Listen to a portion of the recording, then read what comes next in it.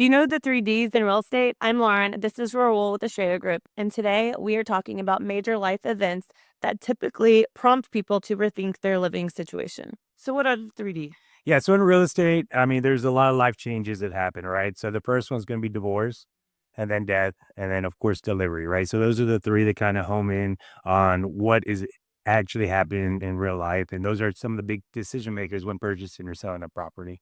And so, how does divorce typically affect the home selling process? Yeah, so I mean, there's a lot of steps that go along with it. It depends on what stage of the divorce we're in. So if we already have a decree, which is kind of like the laws of the playing field, if you will, to say this is how everything gets split up and things like that, we address it and we hit it head on. Sometimes because we are a community state here in Texas, everything is considered, even though you're not on the deed. If you were married and acquired that property during the marriage, then each party is privy to 50-50, right? Or if the decree says otherwise. Okay. So, how can the Schrader Group help when a couple is facing divorce? Yeah, so when a divorce is obviously we know it's very sensitive, and during the home selling process, we're very transparent to both parties, right? So what I tell one party, I'm going to tell the other party. It's going to be extremely clear. We're going to abide by the decree, but essentially we're going to make both parties feel safe and secure, knowing that we're abiding in our fiduciaries, not just to one party or the other, it's to both of them. So I think that goes a long way in letting them know that they're reassured that the fact that both of their interests are going to be taken to heart. Right. Absolutely. So let's talk about the second D, which is death. And we know that that can be a very difficult time as people lose their loved ones. So, what should people know when taking on or managing an estate sale or inherited property? Yeah, so it really just depends on the status, right? Was there a will, right? Was it maybe a married couple and then the husband passes or whatnot?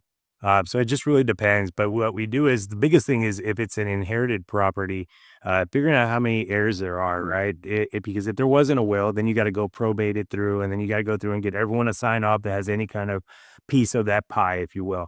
So sometimes it's very stressful trying to figure out what's going on. Luckily, on our side, we have a great support team that could kind of help vet that process to kind of get the ball rolling so we get it to probated state. Sometimes there's an executor on a will. So we're, at least we have one person kind of telling us how to operate and how to manage through everything.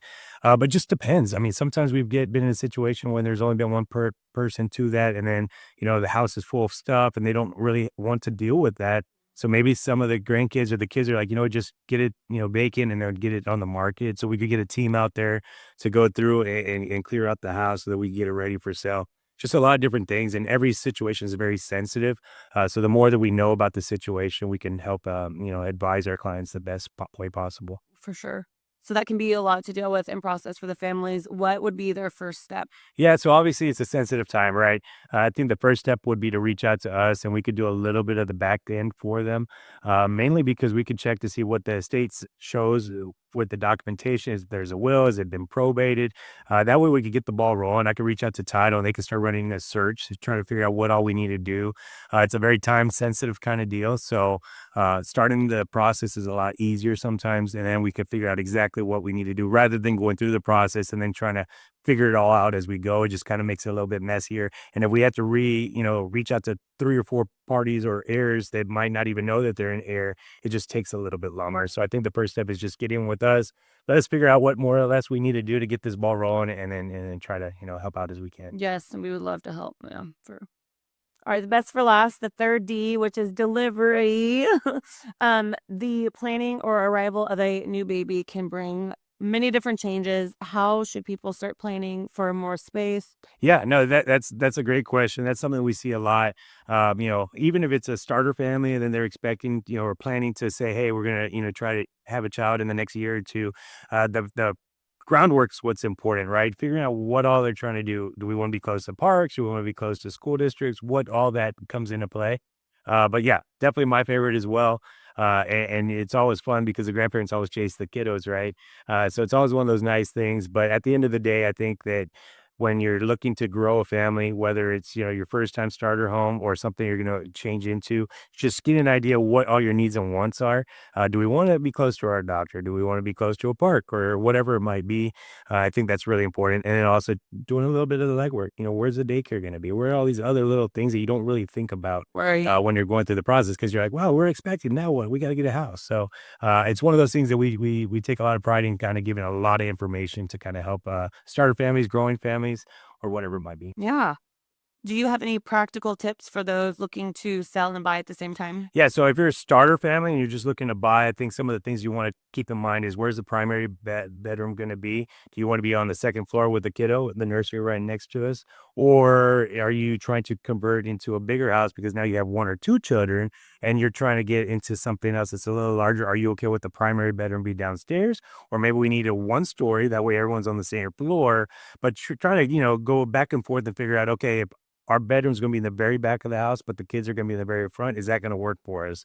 And then we could kind of narrow it down once we get a little bit of that thought process going, because then that allows us to open up our playbook and figure out and point them in the right direction. That way, you guys get a house that y'all love.